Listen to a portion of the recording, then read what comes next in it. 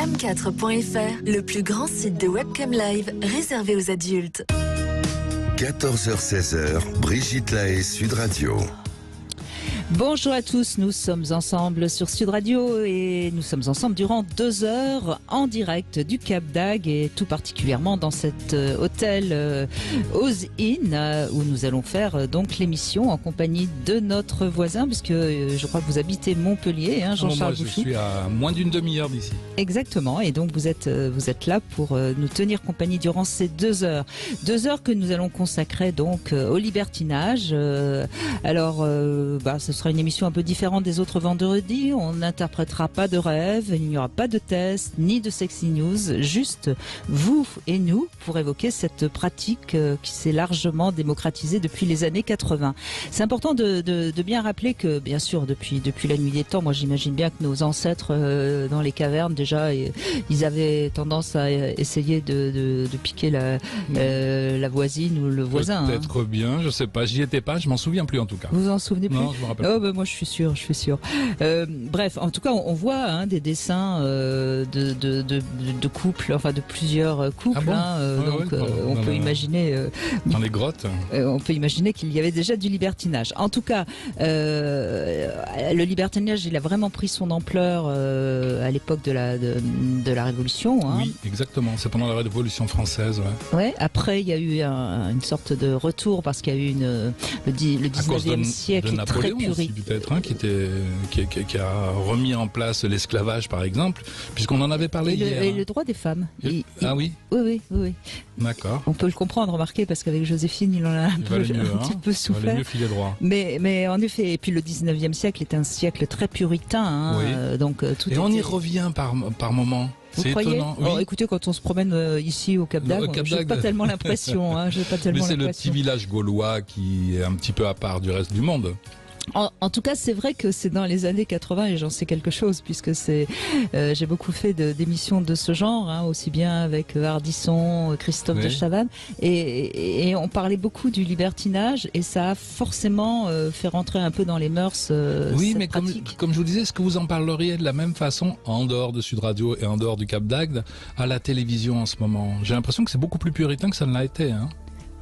On fait beaucoup plus attention à ce qu'on dit aujourd'hui. Moi, quand je regarde les émissions des Ardisson, je me dis ça aujourd'hui, ça passerait pas. Hein. Je suis d'accord. Ouais. Je suis d'accord. Le monde change. Il faut faire avec. On fait un pas en avant, un pas en arrière. Exactement. Là, en ce moment, on ferait plutôt un pas en arrière. Oui. Bon, en tout cas, on verra ce que nous disent aussi ceux qui nous écoutent et qui ont envie de témoigner, qui sont libertins. Vous connaissez notre numéro, c'est le 0826 300 300. On pourra peut-être aussi, plus particulièrement Jean-Charles Bouchou, on va d'ailleurs commencer à dire que il y a des avantages et des inconvénients comme dans toute pratique. Oui, quand c'est un choix. Il faut bien faire attention à ce que ce soit un choix personnel et de ne pas se laisser trop influencer par le monde qui nous entoure. Je vous avais raconté une histoire, souvenez-vous, de cette jeune femme. Son mari voulait absolument alors avoir une expérience avec un autre couple. Et elle ne voulait pas. Elle lui a dit non, et ça a duré des années.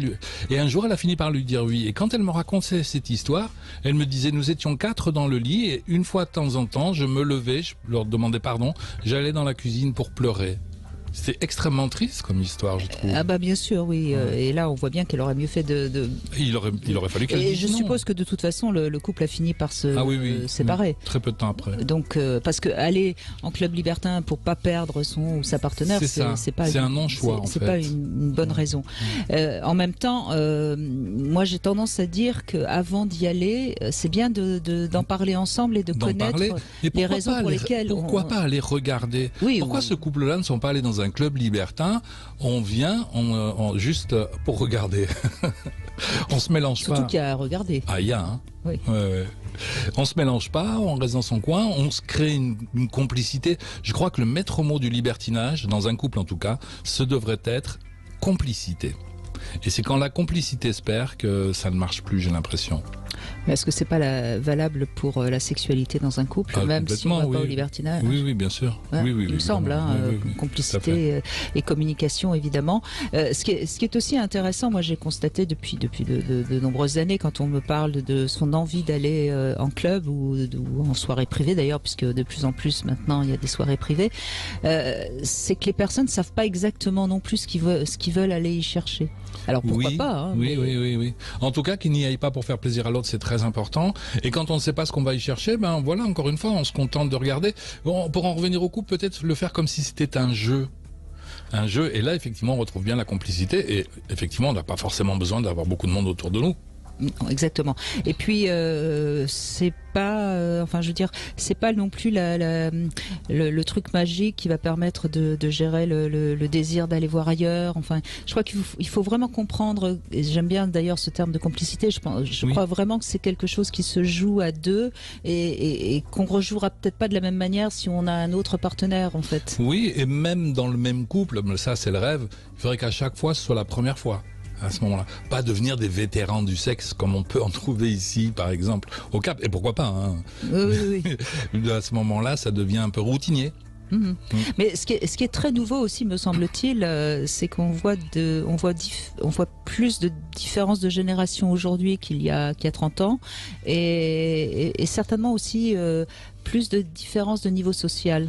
Et ça, ça montre bien que ça s'est démocratisé. Ça commence plus tôt. Et il y avait un monsieur hier qui nous a appelé, qui s'en plaignait. Moi, je trouve qu'au contraire, c'est bien qu'on puisse rencontrer, de jeunes personnes qui se mélangent avec des personnes un petit peu plus âgées, et ça amène de la couleur, quoi. Et puis effectivement, interracial aussi, hein. Oui. On voit beaucoup de gens de tas de pays et de continents différents ici au Cap d'Agde. En tout cas, c'est un peu la Mecque du libertinage. C'est un endroit. Oui, non. Écoutez, on a le droit de parler vrai et de tout dire sur Sud Radio. Je suis désolée, je me sens pas. C'est le Vatican du libertinage. Si vous préférez, mais c'est pas tout à fait le même sens. C'est pas la même chose. Excusez-moi. Oui, il y a des expressions quelquefois qu'on ferait bien d'oublier. Parce qu'on pourrait agacer des amis musulmans qui n'aiment pas qu'on confonde l'idée qu'on puisse confondre la Mecque et le Cap d'Agde. Bon, c'est dit, d'accord. Voilà. Okay, je me fais le porte-parole, le porte-drapeau des frères musulmans. D'accord, pas de souci, Jean-Charles Bouchou. Alors, ce soir, vous allez animer une conférence à Montpellier, place du Nombre d'Or. Place du Nombre d'Or dans le quartier Antigone. Donc à 19h ce soir, une conférence, je vais parler des pervers narcissiques parce qu'on me le demande beaucoup. Beaucoup de personnes ont besoin encore d'écouter mes propos à ce sujet-là. Donc oui, je vais accueillir du monde donc là-bas. Ce soir à 19h à Montpellier. Je crois pas qu'on rencontre beaucoup de pervers narcissiques dans le libertinage. Ça se pourrait, après tout, c'est une société comme une autre. Mais alors ça, c'est une chose très intéressante ce que vous faites, je le comprends, moi je l'ai fait beaucoup dans ma vie aussi, c'est idéaliser la société que l'on rencontre. Parce qu'on est dans le champ du libertinage, alors on va rencontrer que des amis, etc. Or non, on va rencontrer des gens magnifiques, on va rencontrer des cons, on va rencontrer des pervers, oui, on en rencontrera. Oui. Comme partout, comme dans tout, comme dans la politique, dans le syndicalisme, dans la religion, dans la spiritualité. Ils sont partout. Bon, si vous avez peur, si vous croyez en avoir rencontré un dans un club libertin, vous nous appelez et puis on essaiera de décoder ce qui se serait vraiment passé. Et puis demain, toujours donc à Montpellier, place du Nombre d'Or, vous faites à nouveau un atelier d'écriture. Un atelier d'écriture à l'intention des personnes qui effectivement ont été victimes de violences psychologiques et qui ont bien besoin de s'exprimer, besoin de passer à autre chose, besoin de rencontrer du monde. Je sais que ça fait beaucoup. L'acte de création fait beaucoup de bien aux personnes qui ont souffert. Eh bien, écoutez, demain, 2 ateliers d'écriture, vous êtes les bienvenus à partir de demain matin. Mais de toute façon, quand on a quelque chose qui va pas bien chez nous, ce qu'il faut, c'est soit parler, soit écrire. Oui, les mots, peindre peut-être aussi. Oui, bien sûr. Oui, les mots, l'acte de création, c'est magnifique. Hein. L'acte de création, c'est-à-dire qu'on va extérioriser, ce qui nous blesse, ce qui nous a fait souffrir et ce qui est à l'intérieur de nous. Oui. Puis le sexe aussi, ça. Le sexe, ça peut être très bien, oui. Ça guérit aussi beaucoup de blessures. Oui. Hein. J'en suis certain. Donc pourquoi pas le libertinage pour gérer ces questions d'abandon, de possession, de je ne sais quoi. Hein. Ouais, et puis pouvoir passer à autre chose. C'est important, se tourner vers la vie. Ben, c'est un peu ce que je dis, hein, les personnes qui emploient massivement des mécanismes de défense pervers narcissique sont tournées vers la non-vie, c'est-à-dire vers la mort, la pulsion de mort, telle qu'on l'a décrit en psychanalyse. Et je crois que la réponse, ça peut être tout simplement se tourner vers la vie. Alors pour les uns, pour ça d'ailleurs, je pensais qu'il n'y en avait pas tant que ça dans le libertinage. Si, je pense que c'est pareil. Mais je vous crois. Bon, on va en parler du libertinage justement dans un instant avec Tom qui nous a rejoint. On fait une petite pause et on le retrouve tout de suite. 14h-16h, Brigitte Lahaie, Sud Radio. Toujours en compagnie de Jean-Charles Bouchou en direct de l'hôtel Ozine au Cap d'Agde. Nous évoquons évidemment le libertinage, ce lieu mondialement connu, je n'ai rien dit. Hein. Sacro-saint. Là, vous me cherchez, Jean-Charles. Oui, vous me cherchez. Je suis le petit démon, là. Bonjour, Tom. Oui, bonjour Brigitte, bonjour Jean-Charles. Bonjour Tom. Bonjour. Donc, nous sommes libertins avec ma compagne depuis 2016. Nous avons découvert ce milieu-là. Et en fait, c'est un sujet qui est vraiment très très intéressant et très vaste. Et beaucoup de choses ont été dites hier que j'ai pu réécouter. Également dans votre introduction, il y a beaucoup d'avantages, également quelques inconvénients. Mais ce qui est important, c'est ce que vous disiez, c'est la complicité, mais également le partage quand on est libertin. Le fait quand nous on sort, alors on a fait quelques clubs, mais on n'adhère pas trop au club parce que c'est pas, contrairement à ce que j'ai pu entendre par Didier Mendouni, nous on n'a jamais connu des orgies gigantesques dans des clubs ou ce que beaucoup de personnes peuvent avoir comme vision du libertinage. Ce n'est pas que ça, et on fréquente beaucoup plus les soirées privées, donc avec plusieurs couples. Oui. Voilà, et donc nous sommes échangistes. Et ce qui est tellement bon là-dedans, c'est comme vous le disiez dans plusieurs émissions, c'est vrai que l'homme n'est pas forcément fait pour avoir qu'un seul partenaire ou une seule partenaire. Et l'avantage du libertinage, c'est de pouvoir justement avoir plusieurs partenaires différents. Et là où tout réside pour moi le libertinage, c'est de pouvoir créer une complicité donc avec sa partenaire, donc ma compagne, mais également avec les autres personnes qu'on va découvrir. Et ce qui est fantastique, c'est de se dire à partir du moment où on a couché ensemble, tout est beaucoup plus simple. Les discussions, les échanges, tout est beaucoup plus concret, réel et vraiment sincère. Ce que je dis à chaque fois quand j'en parle, des fois... Oui. Pardon, oui. Excusez-moi, mais je crois que ce qui est intéressant, et c'est vrai qu'on en a parlé hier avec Jean-Charles, je crois que ce qui est intéressant, c'est que quand on peut très rapidement faire l'amour avec quelqu'un qui, comme ça, nous attire un peu, ça évite qu'on puisse en tomber un petit peu amoureux, ou en tout cas qu'on puisse être dans un désir qui finalement nous emporte un peu plus et pourrait nous éloigner de la personne avec qui on est. C'est un peu ça que vous voulez dire? Ça, et puis aussi, on n'a plus besoin d'entrer en séduction. On n'est plus en séduction. Une fois que l'acte a été commis, on peut se rencontrer quand même à un autre niveau, j'imagine. Tout à fait. En fin de compte, c'est pas le fait de craindre les sentiments. Il peut toujours y avoir différents styles de sentiments ou d'émotions dans le libertinage, mais c'est surtout, par exemple, l'exemple que je donne à chaque fois, c'est par exemple quand on est collègue de bureau avec une femme, on peut essayer de séduire tout ça, la personne pourquoi qu'on veut coucher avec, et ça peut tendre les relations. Alors que là, on sait qu'on est là pour coucher, donc une fois qu'on a couché, on a consommé, et là, tout est beaucoup plus simple au final. Et les gens se livrent. Moi, ça m'est déjà arrivé plusieurs partenaires qui se livrent à moi sur des soucis, sur leur vie privée, tout ça. Chose que je n'ai jamais fait avec des amis.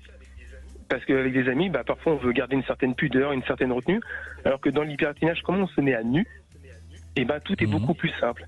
Et effectivement, après, il y a toujours des garde-fous à avoir. Nous, ça nous est jamais arrivé, mais voilà, il peut y avoir sentiments, émotions, tout le reste. Le but, c'est vraiment d'aller dans le libertinage ensemble. Et pas pour faire plaisir à. Comme vous disiez hier, effectivement, beaucoup nous rencontrent, on voit des couples où la femme suit son homme dans le libertinage. Et ça existe aussi dans l'autre sens, hein. Alors, des femmes qui incitent leur mari à aller dans des clubs. Ouais, mais c'est moins fréquent, à mon avis. Oui. Parce que par exemple dans les soirées privées, on voit beaucoup de couples qui viennent et la femme ne joue pas spécialement. Alors par exemple, c'est des soirées vraiment échangistes et c'est plutôt l'homme qui a envie, mais madame a de la retenue et du coup, ça ne joue pas forcément, ça crée une tension. Et effectivement, ça devient un phénomène de mode, un peu comme à l'époque pour sauver un couple, on pouvait faire un enfant. Mais là, on a l'impression qu'il y a beaucoup de couples qui veulent se sauver dans le libertinage, en autorisant l'autre à aller voir ailleurs, sous le couvert ou avec bénédiction, mais sans y être vraiment prêt. Et ça, Voilà. c'est à mon avis une grave erreur parce que ça montre des images qui peuvent vraiment perturber la relation. Mais ce qui est intéressant, vous voyez Tom, je suis tout à fait d'accord avec vous et je trouve que vous l'exprimez très très bien et je pense que ça parle à tous ceux qui nous écoutent. Mais ça montre aussi quand même que vous avez tous les deux, puisque vous êtes visiblement dans une belle complicité, vous avez tous les deux un rapport au corps et à la sexualité qui est assez libre. Et c'est pas le cas de la majorité des gens. Et quoi qu'il en soit, même si ça s'est démocratisé, ça reste une pratique assez marginale. C'est maximum 5% de la population. Et figurez-vous, ce qui est très intéressant dans ce que vous dites, c'est qu'au final, on a une sexualité, mais elle s'est améliorée, on a découvert des nouvelles choses dans le libertinage, des choses qu'on ne faisait pas forcément entre nous, que maintenant qu'on fait entre nous. Et ce qui est bien, c'est que ça a permis, alors pas spécialement pour moi, plus pour ma compagne, d'accepter ses défauts. Par exemple, elle a une petite poitrine, toujours complexée par la petite poitrine, mais quand vous entendez des hommes et des femmes dire « tu as de beaux seins, t'es jolie, t'es belle », et ben ça lui a permis, elle en tout cas, de pouvoir accepter, s'affirmer, et ça a même joué au niveau du travail, au niveau des loisirs, tout ça, de gagner de la confiance en elle, d'avoir plus d'assurance. Ça, je l'entends beaucoup. Oui, les femmes libertines en général prennent confiance en elles et ne se posent plus la question d'être désirable ou pas. Ouais, se mettre à nu fait qu'on perd ses complexes et on dédramatise en fin de compte quelque chose qui devrait absolument pas être dramatique normalement, mais qui peut le devenir effectivement dans notre société.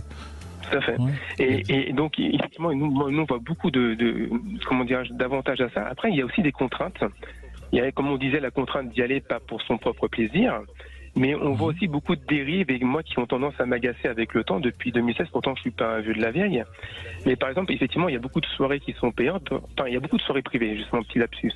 On passe par Wild, donc enseignement net échangisme, pour aller dans des soirées. Et beaucoup de soirées privées deviennent payantes. On invite 20 couples, on fait payer 60 €. Et en fin de compte, ça devient un business pour les gens. Je ne parle pas des clubs où ils ont des charges, des choses comme ça a été évoqué hier. Mais il y a des gens qui font du profit. Dès qu'il y a des nouvelles soirées qui se font, tout de suite, on va faire payer les gens. Et pour un nouvel an, par exemple, on va demander 130, 150 € à un particulier parce qu'on l'invite chez soi. Mais, voilà. Mais est-ce que, par exemple, c'est des soirées où il y a des repas? Parce que s'il y a des repas, c'est normal qu'on fasse payer. Non, il y a un buffet et chacun apporte une bouteille, des choses comme ça. Je veux dire, c'est un buffet qui est fait, mais même si on regarde les comptes, c'est pas non plus... sur une soirée, ça fait 1200 €. Même si vous avez apporté, la personne fait 200, 300 € de buffet, il y a de l'argent qui est fait de côté et qui est fait sur le dos des gens qui viennent et sur le dos de la sexualité. Et c'est pas déclaré, bien évidemment.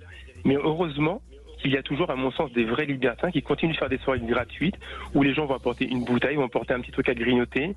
On va partager des choses ensemble, on peut discuter, on peut s'amuser. Puis après, on peut passer à l'acte et créer des liens, tisser des liens. Mais il y a beaucoup de... Je trouve qu'il y a le libertinage est perverti et j'avais une question à vous poser. Et j'ai écouté l'émission hier et j'ai pas forcément réussi à trouver la réponse. Le libertinage, donc liberté, les esclaves, se libérer de ses chaînes. Pour moi, quand on parle de libertinage, je vois le mot sexe. Et donc on voit de plus en plus beaucoup de personnes quand ils vont en soirée ou en club qui pensent à faire la fête, à danser et vraiment sur le tard passer à la partie sexe. Alors effectivement, chacun est libre de faire ce qu'il veut en soirée libertine, mais en fin de compte, est-ce que le libertinage est vraiment synonyme de sexualité ? Est-ce que ça devient un terme qui a été galvaudé avec le temps, qui a changé de définition au fur et à mesure, et qu'est-ce qu'il représente exactement aujourd'hui ? Oui, parce que les libertins à l'époque de la Révolution française passaient pas forcément tellement à l'acte. Je pense pas qu'Oderlo de Laclos, celui qui a écrit donc Les liaisons dangereuses, c'était un libertin parce qu'il s'autorisait une certaine parole, mais c'était pas forcément quelqu'un qui avait des actes sexuels extrêmes. C'était tout un courant à cette époque-là, en tout cas anti-clérican. Le libertinage à l'origine, c'est d'abord une pensée libertine. Et éloigné de la morale de l'époque. C'est vrai qu'on pense aussi au marquis de Sade, qui lui avait des pratiques qui étaient quand même assez extrêmes, mais je veux dire, c'était plutôt rare. Même chez les libertins, c'est rare. Ouais. En tout cas, ce qui est bien, effectivement, c'est de savoir, pour nous, notre vision, c'est effectivement c'est le plaisir de la chair. On n'y va pas que pour ça. Après, ça peut commencer directement, pas directement. Après, c'est selon. Et de toute façon, comme on dit, tout est possible. Moi, je suis pas sûr que ce soit le plaisir de la chair. Est-ce que c'est pas secondaire, en fin de compte, la chair ? Est-ce que le désir, c'est pas de se rencontrer ? Et je l'avais évoqué hier et vous l'avez retenu, je vous en remercie. C'est effectivement, une fois qu'on est passé à l'acte, justement, la chair a disparu et c'est là qu'on peut totalement se rencontrer. Donc, est-ce que le but inconscient serait pas une certaine rencontre? Mais je pense, on va faire une petite pause, Tom, et on va reprendre notre discussion très philosophique dans un instant sur Sud Radio, et on reviendra aussi sur la pensée la plus profonde de Sade, qui est souvent un petit peu oubliée et qui quelque part explique bien, je pense, ce qu'est le libertinage. On se retrouve dans un instant. 14h-16h, Brigitte Lahaie, Sud Radio. Nous continuons à évoquer le libertinage en direct de l'hôtel Ozine au Cap d'Agde avec Jean-Charles Bouchou, et nous philosophons avec Tom, qui est avec nous, libertin depuis 2016 et visiblement vraiment libertin dans le bon sens du terme. Voilà. Alors oui, je reviens sur Sade. En fait, le propos de Sade entre les lignes, c'est Jean-Jacques Pauvert qui m'avait bien initié aux écrits de Sade, c'est de dire que le corps ne doit appartenir à personne, il ne doit pas appartenir à l'État, il ne doit pas appartenir à l'autre, ni même à soi. À soi, si, peut-être quand même. Et dans un certain sens, c'est vraiment un anarchiste, Sade, au sens que cette liberté doit être partout, et même donc mais ça, je suis entièrement d'accord avec lui. Sa sexualité. Et on a le même problème avec les drogues. Mais de quel droit va m'interdire de prendre une substance si j'en ai envie? Merde, quoi. Ouais. Alors ça, c'est une vraie question. Tom, vous êtes toujours avec nous et vous avez le droit de réagir. Ça, c'est une vraie question, parce que moi, j'ai participé un jour à un colloque avec des avocats et des juristes, et on posait la question sur le libertinage SM, qui n'est peut-être pas votre pratique, Tom. Jusqu'à quel moment on peut laisser des pratiques SM à partir du moment où ça peut abîmer ou détruire quelqu'un, vous voyez, et la drogue, c'est un peu pareil. Est-ce qu'on peut laisser quelqu'un s'abîmer à ce point-là? Moi, je sais pas. Puis après, on met le mot drogue un peu partout. Je parle de ça parce qu'à l'époque où j'ai écrit Chevaucher le dragon, qui est magnifique donc livre, oui. un livre dans lequel je parle de libertinage, mais j'ai parlé aussi beaucoup j'étais parti du même principe. Que vont chercher les gens qui prennent des drogues au fond, et que vont chercher les personnes qui vont dans le libertinage au fond? Est-ce que c'est pas une recherche spirituelle à un moment donné qui ne se dit pas forcément? En tout cas, c'est une envie de se dépasser de la norme sociale. Dépasser la norme sociale, se rencontrer et aller vers quelque chose qu'on ignore. C'est complexe, en fait. Je sens que Tom a très envie de réagir. Allez-y, Tom. Non, il y a plusieurs choses sur lesquelles je voudrais revenir. Déjà, la première chose, pour ce que vous disiez hier, c'est l'avantage avec le libertinage d'avoir encore des premières fois et des premières fois et des premières fois. Parce qu'effectivement, par exemple, quand vous disiez c'est la rencontre qui apporte et pas forcément le plaisir de la chair, alors oui et non, parce que quand nous, on a envie bien sûr du plaisir de la chair, mais ce qui est intéressant, c'est la rencontre avant, tant qu'il y a de la séduction. C'est assez intéressant. Maintenant, si on vient à discuter pendant des heures et des heures et des heures, alors que tout le monde est là pour le plaisir de la chair, ça va casser quelque chose. Mais c'est tellement intense et tellement plaisant de pouvoir séduire une personne et de ressentir peut-être parfois des petits papillons comme ça, les prémices comme on a pu connaître à l'époque, juste pour ce moment-là. Et après, effectivement, une fois qu'on a consommé, le lien est plus fort, et quand on se revoit, effectivement, on peut partager d'autres choses. C'était le premier point sur lequel je voulais revenir, c'est que le libertinage permet d'avoir encore des premières fois. Ensuite, effectivement, par exemple, quand on parlait de la partie SM, comme on disait tout à l'heure, il y avait complicité-partage, mais ça induit, peut-être ou pas, d'être à l'écoute de sa partenaire. Et en fin de compte, de ressentir les choses. On peut très bien une partenaire qui peut être réticente et l'amener d'une certaine manière, comme on dit, comme pour tout, il faut une préparation, tout ça. Et puis de savoir quand elle va demander quelque chose, moi ça m'est déjà arrivé que des partenaires demandent quelque chose, mais je le sens pas. Ou c'est quelque chose qui me semble faux. Et donc je préfère arrêter, ne pas aller forcément plus loin. Et je pense que pour profiter, effectivement, c'est pas une question d'être dans la performance, c'est pas non plus forcément une question de dire tiens, on est à part, on va libertiner, c'est vraiment une question de dire j'ai la chance de pouvoir rencontrer des personnes, de pouvoir découvrir des nouvelles personnes, des corps. J'ai la chance de prendre un plaisir, de découvrir encore et encore du plaisir sexuel de manière différente. Et ça, je trouve que ça n'a pas de prix, surtout quand on le fait avec les belles personnes et les bonnes personnes. C'est de l'expérimentation, quoi, finalement, Tom. Pas forcément l'expérimentation, c'est vraiment le fait de tomber quand vous avez des personnes qui vont vous dire j'ai jamais connu ça. Moi, ça m'est déjà arrivé que beaucoup de femmes me disent, par exemple, quand je leur fais un cuni, elles n'ont jamais connu ça, et même devant leur homme. Et à un moment donné, je me souviens même d'une expérience. Je fais un CUNY, une nana me dit attends, je veux voir ça. Elle me dit tu t'inquiètes pas, avec moi, ça va mettre je sais pas combien de temps. Au bout de 30 secondes, je l'ai fait orgasmer. Et elle a tout de suite appelé son mari pour venir, regarde comment il fait, prends des notes. Donc j'étais flatté à ce moment-là.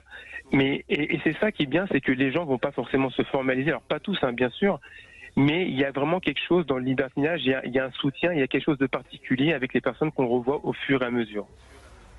Oui, mais voyez là, vous nous parlez de votre talent pour faire un CUNY. Il y a quelque chose quand même qui touche un peu la performance. Vous sauriez donner des conseils à ceux qui nous écoutent. Je pense qu'il y a beaucoup d'hommes là qui attendent. Non, mais en fin de compte, le conseil, c'est juste d'être. Comment je l'ai fait, c'est que je ressens le clitoris, je ressens son affinité, je regarde, bien sûr. Je regarde la personne, ses yeux, ses mouvements, ses mains, ça se crispe ou pas. Je tiens les mains de ma partenaire pour ressentir. Et par exemple, moi, je sais que personnellement, quand je fais un CUNY, je ne bande plus. Ce n'est plus possible. Je suis tellement concentré sur ma partenaire en train d'essayer d'être à l'écoute, et j'ai une manière de faire qui est particulière, qui fait que ça va titiller davantage. Un peu que des fois, on peut dire que c'est peut-être prétentieux, mais des fois, on m'a comparé un peu à un womanizer. Voilà. Alors là, je peux dire ces trucs dont je suis fier. C'est un jouet intime, Jean-Charles Bouchou. Parce que là, vous me parlez une langue que je ne comprends pas. C'est-à-dire, c'est un jouet qui, en effet... C'est ce qu'on a vu hier, le petit... Non. C'est un jouet qui aspire un peu tout en faisant un peu ventouse. Enfin, c'est en effet un des jouets préférés des femmes. D'accord. Donc, c'est fait de la compression du clitoris, qui est c'est un peu joué là-dessus. Et donc voilà. Et le fait vraiment d'être à l'écoute écoutez, de sa messieurs, qui écoutez Tom, achetez un womanizer, regardez comment ça fonctionne et puis inspirez-vous. Voilà. D'ailleurs, je l'avais offert à ma compagne quand vous en aviez parlé il y a des années du womanizer à l'antenne, avec des personnes qui avaient même orgasme au bout de quelques secondes. Je l'avais acheté grâce à vous et ça a fait l'effet. Et à chaque fois dans des soirées, les personnes qui ne le connaissent pas ou qui ne le connaissaient pas, je leur présentais, elles en achetaient aussi. Donc vous avez permis effectivement à travers les différents tests que vous faites et autres de développer une sexualité chez les autres. Il va falloir que je demande un pourcentage, moi. Carrément. Et je voulais dire un dernier mot. Éclair, 30 secondes. Et je voulais dire un dernier mot sur le cap, si c'est possible. Mais allez-y, Tom, bien sûr. Voilà. J'ai écouté cette émission, votre émission l'année dernière, justement les 2 jours, voilà. Et on a testé donc avec ma partenaire, avec ma compagne, le cap pour la première fois l'année dernière. On a toujours été réticents à y aller. Le fait que ça soit surfait, c'est forcément faut aller au cap quand on est libertin. Et le cap, on n'a pas du tout eu l'image qu'on en avait. On pensait que ça allait coquiner partout, dans tous les sens et tout ça. Non. Et en fin de compte, on s'est rendu compte que et c'est ça qui est malheureux, si on n'a pas une application mobile pour faire des rencontres, c'est compliqué. Là où des personnes, des libertins de plus de 20 ans nous disaient avant, on se baladait dans les coursives, partout, on était à paix, on discutait, on prenait un verre et puis on jouait. En tout cas, nous, sur la semaine, on y était, c'était pas ça. Par contre, ce que j'ai trouvé exceptionnel, c'est 2 choses. Au cap, on peut être qui on veut, comme on veut, quand on veut. On est à nu, on fait ce qu'on veut et c'est génial.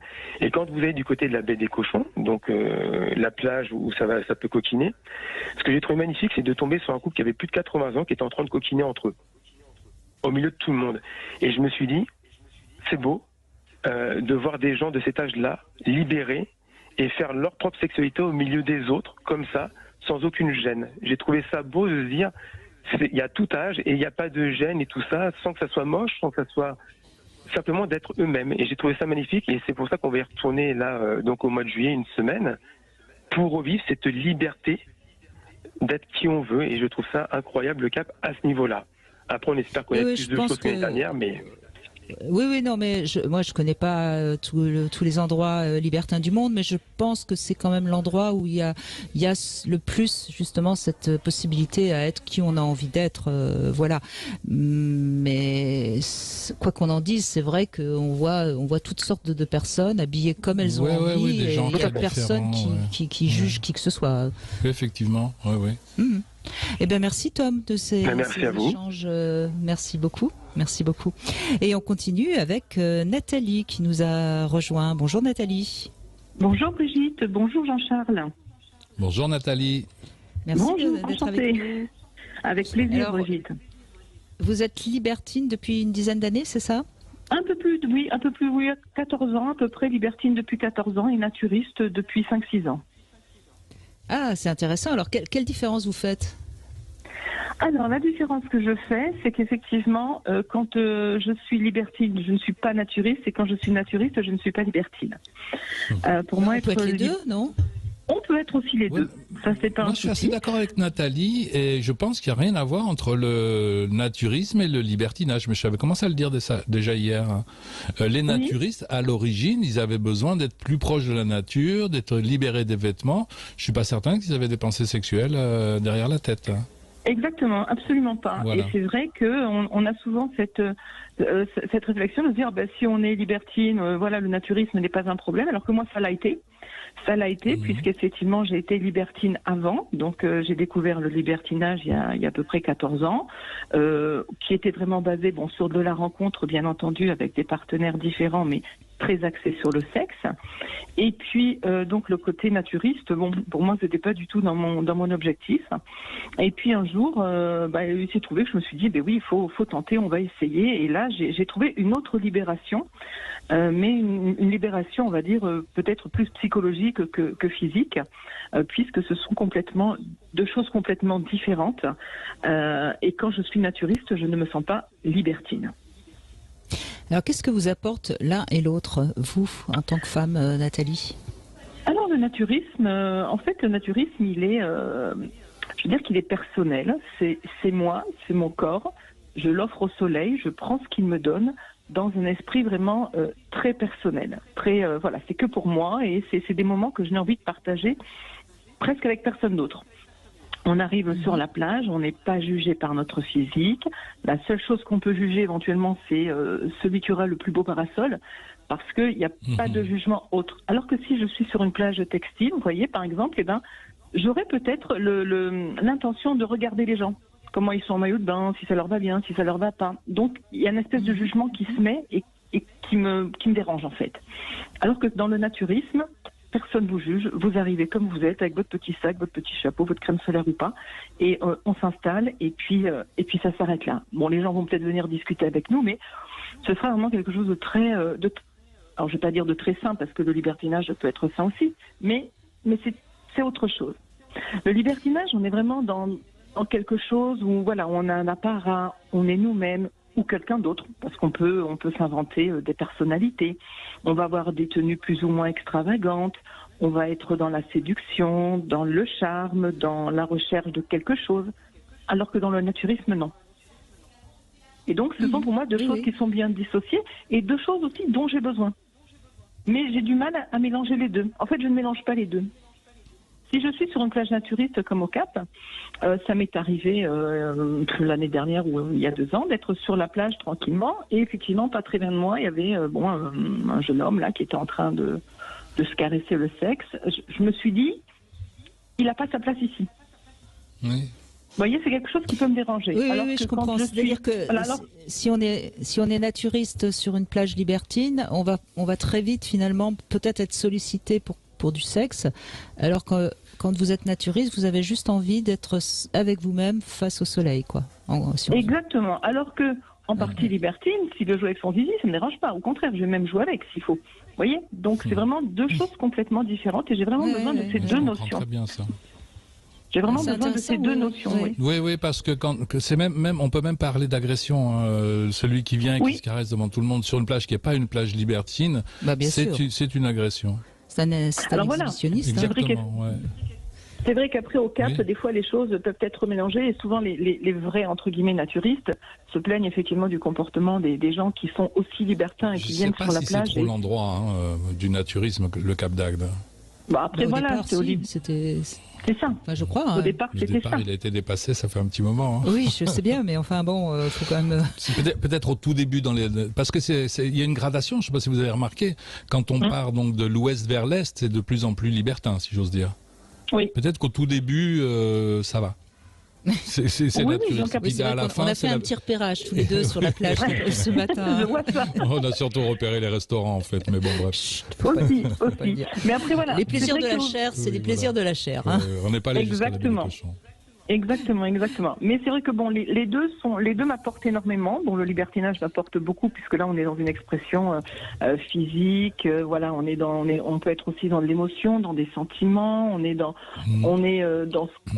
se découvre. on se découvre. Moi, le libertinage m'a fait me découvrir sur plein de points. Ça m'a enlevé plein de choses aussi. Donc ça a été très très très bénéfique. Après effectivement, voilà, c'est aussi un petit jeu où on peut se brûler les ailes. Est-ce que vous auriez pu être naturiste avant d'être libertine? Ou alors est-ce que vous auriez eu trop de complexes justement? Eh ben, je ne sais pas justement si le fait d'être libertine en premier m'a désinhibé justement de mon physique auprès des naturistes. Ouais. Ça aurait été le contraire, je ne sais pas. Après, c'est vrai que voilà, le libertinage, je l'ai rencontré sur le tard. Le naturisme, j'avais eu une expérience très jeune avec mes parents où on était allé sur une plage naturiste. J'avais adoré me sentir nue dans l'eau. C'était un sentiment qui est toujours resté ancré au fond de moi. Mais bon, après, on n'a pas continué le naturisme, voilà, parce que c'était comme ça. Donc, j'ai toujours eu, si vous voulez, au fond de moi, ce plaisir d'enfant qui est toujours là et qui est encore là. Parce que quand je suis sur une plage naturiste, je me sens dans un élément qui me convient tout à fait. Et donc, c'est vrai que peut-être que voilà, j'aurais pu connaître le naturisme avant, je ne sais pas. Mais est-ce que j'aurais été libertine après? Je ne sais pas. Ça, je n'aurais jamais la réponse. C'est votre parcours. Mais ce que j'adore, c'est que ça rejoint un peu ce que je disais hier. Finalement, le naturisme a quelque chose d'écologique. Ah oui. Tout à fait. Oui, bien sûr. Déjà, on élimine le textile. Donc, le textile qui est produit, je sais pas, en Inde, par exemple, puis qui pollue énormément. Donc, on est plus source de cette pollution. Et on est en relation profonde avec la nature. Voilà. Merci Nathalie. Avec soi-même, de cet ça c'est très important. Oui, absolument, avec soi-même. Il faut aimer sa propre nature si on veut être un vrai écologiste, ça me semble évident. Merci beaucoup Nathalie. On fait une petite pause, on se retrouve dans un instant sur Sud Radio. Cam4.fr, le plus grand site de webcam live réservé aux adultes. 14h-16h, Brigitte Lahaie, Sud Radio. Et nous sommes toujours avec Jean-Charles Bouchou en direct de l'hôtel Ozine au Cap d'Agde et nous continuons à explorer les différentes manières de pratiquer le libertinage avec Karen. Bonjour Karen. Bonjour Brigitte, bonjour Jean-Charles. Bonjour Karen. Merci de m'accueillir. Merci à vous surtout. Alors il y a 30 ans, vous avez découvert le Cap d'Agde il y a 30 ans. C'était donc en 90. 93 exactement. Ouais, 93. Exactement. Ouais. Et c'était tout à fait par hasard. Alors, ça peut paraître surprenant de se dire qu'on va au Cap d'Agde par hasard. Ma maman est décédée tout début juillet à l'époque et j'avais un groupe d'amis et ils m'ont dit il n'est pas question que tu partes pas en vacances et tout. J'avais pas du tout envie de partir en vacances compte tenu du contexte. Et ils m'ont dit on a quelque chose de réservé. J'étais avec quelqu'un à l'époque et ils me disent on a quelque chose de réservé. On se renseigne pour toi s'il y a de la place, savoir s'il y a de la place au camping. Eux avaient un appartement. J'avais mon frère avec moi, donc on prend ton frère avec nous à l'appartement. On a une place en lit superposé, et vous prenez une place au camping. Mais je ne savais pas où c'était en fait. Jusqu'à 2 jours avant de partir, je ne savais pas où c'était.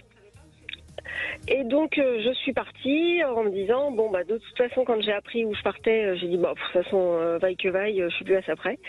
Et je suis partie. Et en fait une fois arrivée sur place, très très honnêtement, quand vous avez 20 ans, à peine 20 ans et que vous arrivez là, par votre mère en plus. Voilà, j'étais dépassée Pendant 48 heures, j'ai été complètement dépassée par les choses. J'avais les yeux montés sur roulement à billes parce que des cornus, peu importe l'âge, etc. Enfin, moi, j'étais éberluée. Et puis cette étape passée, en fait, je me suis rendu compte que c'était globalement très sain. Et ce que vous disiez tant hier que tout à l'heure sur le côté nature et pas forcément sexuel, c'était très vrai à l'époque. Et il y avait des gens qui avaient effectivement 70-80 ans, qui étaient là avec les petits-enfants. Il y avait pas, c'était pas malsain, c'était très serein en fait. Et alors après, il y avait quelques personnes ponctuellement qui nous faisait la remarque, parce que moi j'étais ce qu'ils appelaient synthétique à l'époque, je ne sais pas si ça existe toujours ce terme. On dit textile plutôt, mais voilà, mais bon. Voilà exactement, et qui me disait ouais tu pourrais lever ton maillot de bain. Je dis bah non, on passait à autre chose. Et j'avais été, enfin au final, je me suis dit mais c'est une bonne expérience. C'était une bonne expérience parce que j'ai vu, alors peut-être que c'était ce que je voulais voir aussi, le côté naturel, mode de vie, presque, je dirais presque un peu babacool en fait, qui était très près de la nature. Et je me souviens d'un couple qui était, je sais pas, à l'époque il devait avoir une trentaine d'années. La femme était de peau noire, magnifique, et quand je les voyais, le soir elle portait des bodys en dentelle qui étaient splendides, et son mari était très bel homme et en fauteuil roulant. Et je m'étais fait la remarque, je m'étais dit mais qu'est-ce qu'ils sont beaux et qu'est-ce qu'ils ont l'air d'être bien. Et il dégageait une espèce de sérénité, voilà. Et c'était l'originalité de ce couple aussi qui fait qu'on se dit qu'est-ce qu'ils ont l'air bien. Ouais. Exactement. C'est intéressant de refaire le lien. Vous allez dire que je tourne en boucle toujours sur la même chose, mais on parlait tout à l'heure de pulsion de mort s'agissant des pervers narcissiques. Là, vous parlez du décès de votre maman, donc, mais ça, là, c'est la mort qui fait partie de la vie. Et cette personne qui est en fauteuil roulant, et dans tous les cas, vous avez décidé de vous tourner vers la vie. Et moi, je trouve ça très très beau. Et c'est une belle réponse à la mort que d'être en vie. Vous voyez, de se tourner vers une pulsion de vie. Voilà. Oui, et ce monsieur et cette jeune femme, c'est ça aussi qu'ils font, plutôt que de se laisser abattre par son handicap. Eh bien non, ils préfèrent venir ici au Cap d'Agde et voilà, et se tourner vers la vie et faire ce qu'ils ont envie. Oui, c'est ça.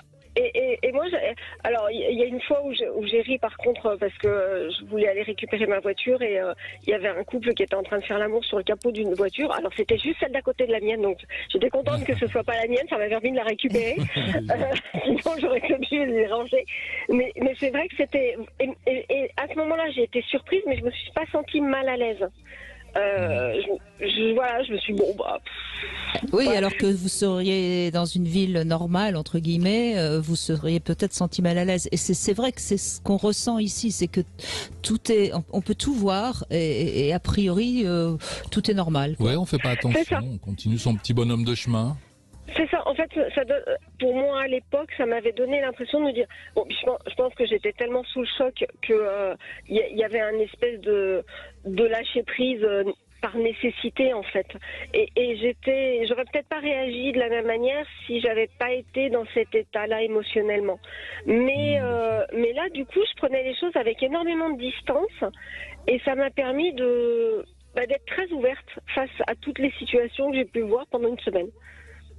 Et est-ce que vous avez tenté justement un peu le libertinage ou non? Et est-ce que vous êtes revenu? Alors je suis jamais revenue parce que bon déjà à l'époque c'était très loin quand même de chez moi et je suis jamais revenue.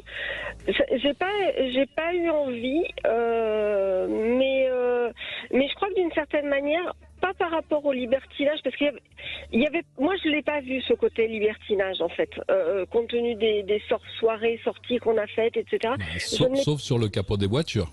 Voilà, mais si ça se trouve, c'était peut-être juste un couple, c'était peut-être juste un couple, comment je vais dire, d'amoureux, voilà, oui. Conventionnel, voilà, oui. Donc plus conventionnel, on va dire. Mais qui n'était pas en panne d'essence. Voilà, mais je leur ai pas posé la question. Mais par contre, non, j'ai jamais eu envie, mais je pense que d'une certaine manière, alors c'est vrai que chez mes parents étaient pas puritains ou ma mère se promenait nue, etc. Oui. Voilà. Donc peut-être que ça vient de là, mais je pense que aussi d'une certaine manière, ça m'a permis d'avoir une relation à mon corps plutôt sereine, on va dire. Et en tout cas, ça vous a certainement permis de penser à autre chose, quoi. Oui, ça c'est certain. Oui, pendant une semaine, j'ai été déconnectée, ça c'est certain. Mais voilà. Mais du coup, je me posais la question qu'est-ce qui en général peut inciter une personne à aller vers le libertinage? Ah bah il faut nous écouter, Karen, on en a parlé déjà hier et on va continuer à en parler. Ouais, et puis j'espère bien qu'il n'y a pas une réponse à votre question, mais qu'il existe autant de réponses qu'il existe de personnes qui viennent ici. Moi j'imagine qu'il y a des gens qui ont envie de venir décharger, point final. Ça existe. On va pas se raconter d'histoire. Et puis vous en avez d'autres qui ont besoin de, comme on le disait tout à l'heure, de se tourner vers la vie, de voir autre chose, de changer les idées. Il y en a qui ont besoin de voir, d'autres de s'exhiber, Bien sûr, d'autres de vivre des vraies expériences de rencontrer des gens. On l'a vu. Tout est possible. Hein. Beaucoup, on l'entend beaucoup depuis hier, de rencontrer des gens, c'est-à-dire c'est bon, on l'a fait, maintenant parlons quoi. Rencontrons-nous. C'est charmant, je trouve. En tout cas, on va continuer à en parler dans cette deuxième heure. Donc, restez à l'écoute, Karen. Vous allez peut-être entendre aussi d'autres raisons de venir libertiner au Cap d'Agde. Dans un instant, c'est évidemment les infos. Et puis, vous n'échapperez pas à la devinette, hein, Jean-Charles Bouchou. Fermer les maisons closes, qu'est-ce que ça veut dire Elles sont déjà closes, non Ah oui, donc, si vous me donnez la c'était réponse. Ça non, c'est pas tout à fait ça, mais si vous me la donnez avant les infos, c'est pas bien. À tout de suite. 14h-16h, Brigitte Lahaie, Sud Radio. Jean-Charles Bouchou est avec nous et nous évoquons le libertinage. On va essayer de continuer à comprendre qu'est-ce qui pousse les gens à venir en club libertin, quels sont les avantages, quels sont les inconvénients aussi, parce que oui, on peut parfois aussi s'y perdre, hein, mais on peut aussi gagner d'autres choses. Chacun va vivre sa propre expérience. C'est ce qu'on essaye de comprendre avec vous, bien sûr, qui pouvez nous appeler sur Sud Radio au 0826 300 300. Alors, fermer les maisons closes, ça veut dire quoi ? Ça veut pas dire grand-chose puisque c'est un pléonasme. Eh oui, elles étaient déjà fermées, elles étaient closes. Elles étaient closes, donc ça veut rien dire, hein, de fermer les maisons closes. Bon, enfin voilà. On va continuer, bien sûr, avec Patrick qui nous a rejoint. Bonjour Patrick. Bonjour Brigitte, bonjour Jean-Charles. Bonjour Patrick. Merci d'être avec nous. Alors, vous avez aussi une expérience en club libertin ? Oui, j'ai une expérience en club libertin il y a une quinzaine d'années. Et moi, mon point de vue là-dessus, c'est que l'avantage déjà, c'est avant d'y aller, ça ouvre, je dirais, une perspective, puisque ça ouvre le dialogue avec son conjoint ou sa conjointe, si ça nous titille. Donc ça amène le sujet sur le désir, le fantasme, ce qu'on aime vraiment, ce qu'on pourrait tester éventuellement. Et donc ça, je dirais, le point le plus positif que j'y trouve, finalement, c'est de pouvoir ouvrir des perspectives et d'ouvrir un vrai dialogue. Parce que je pense qu'il est nécessaire avant d'y aller. À condition qu'on soit capable de dialoguer tous les deux, parce que on peut, attention quand même, parce que quelqu'un qui va de but en blanc dire à son ou sa partenaire j'ai envie d'aller en club libertin, l'autre peut entendre t'as envie de me tromper. Ouais, ou tu es insuffisant. On pourrait entendre ça. Tu es insuffisant et ailleurs je vais aller me remplir, je vais aller trouver ailleurs ce que toi tu n'es pas capable de me donner. Et ça serait bien d'arriver à dire non, c'est un plus pour le couple et pas pour la personne qui l'évoque. Mais ça va être une négociation difficile. Hein. Ouais, alors c'est au-delà d'une négociation, je le vois pas comme une négociation d'ailleurs. C'est on peut déjà, ça peut rester à l'étape de fantasme. Oui, il n'y a pas d'otage, Jean-Charles Bouchou.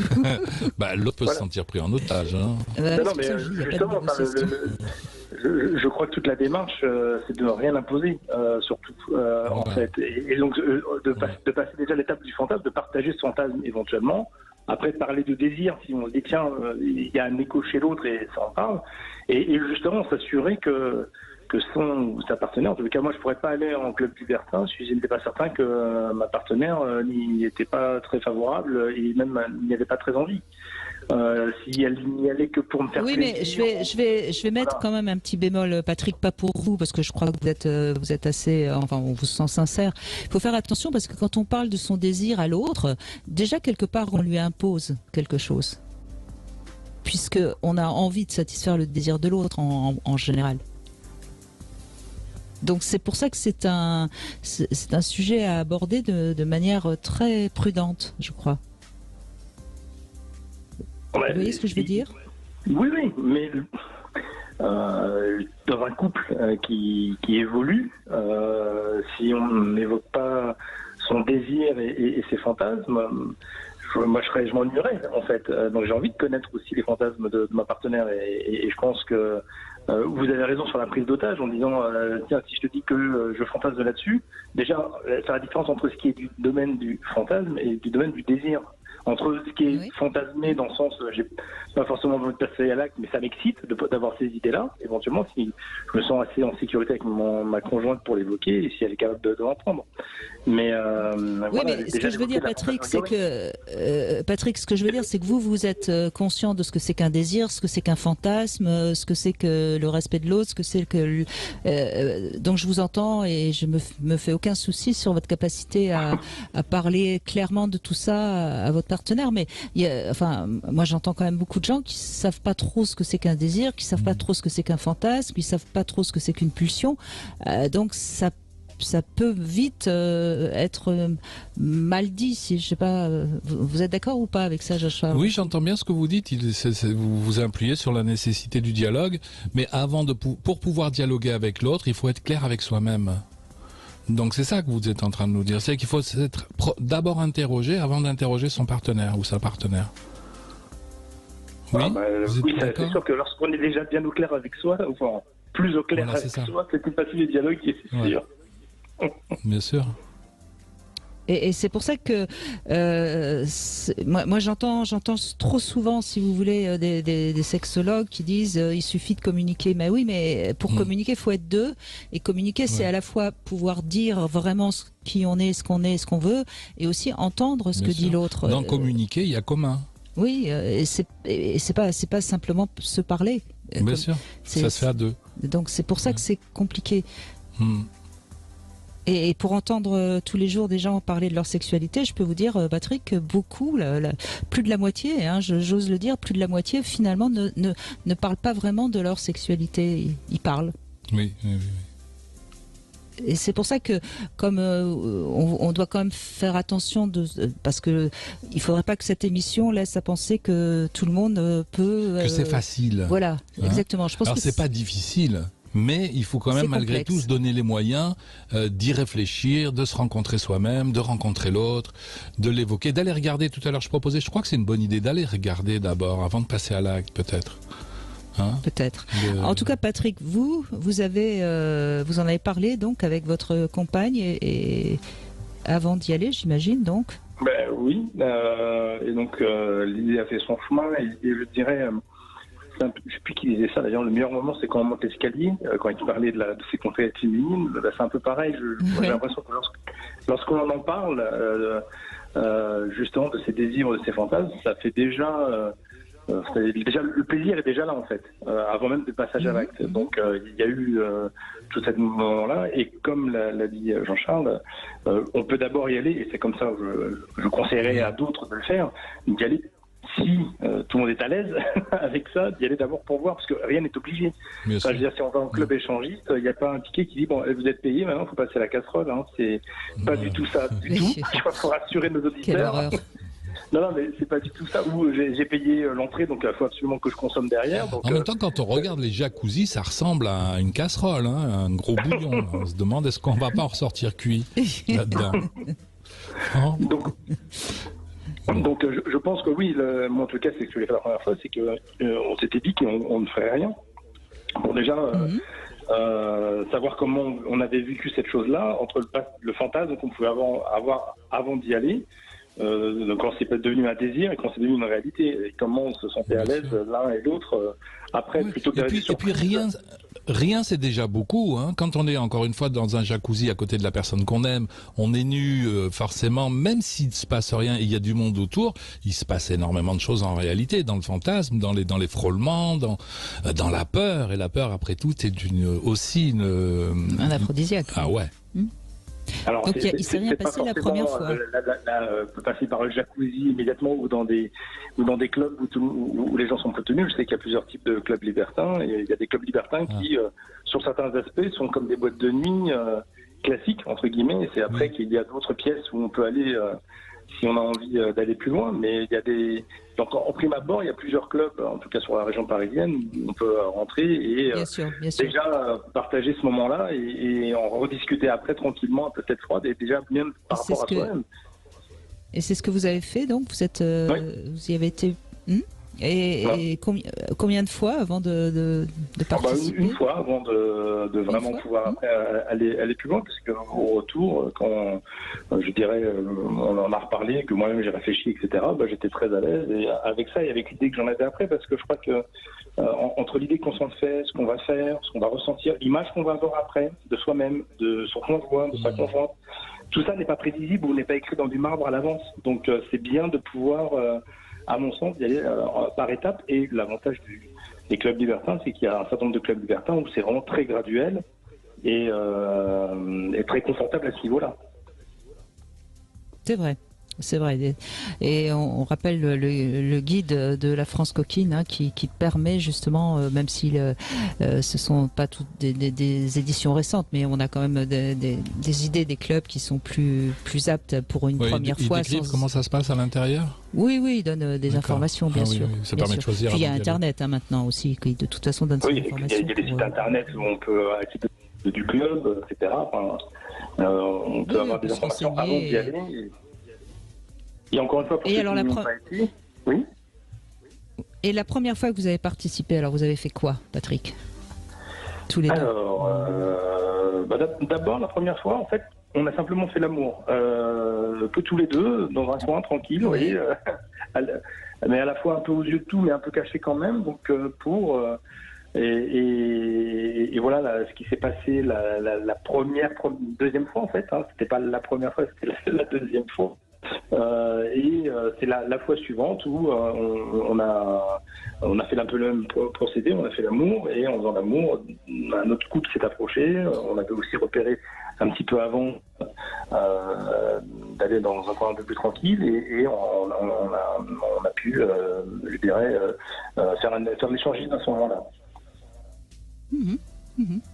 Et vous continuez? Vous êtes toujours libertin? Alors non, parce que c'est pas l'alpha et l'oméga de ma sexualité, c'est un plus. Donc là, c'était une période, il y a une dizaine d'années que j'ai arrêté. Là, je suis en couple avec une nouvelle compagne, et on l'évoque. Mais pour l'instant, on n'est pas du tout dans le passage à l'acte. Donc voilà. Et je dirais que autant je serais très malheureux si on me disait que je ferais plus l'amour jusqu'à la fin de ma vie, autant c'est me passer d'aller dans le club libertin, parce que de toute façon ça a déjà nourri ma libido et ma fantasmagorie. Fantasmatique.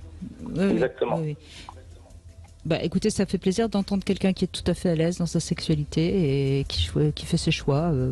Et c'est bien aussi d'avoir testé quelque chose et puis après de se dire finalement je passe à autre chose et pourquoi pas.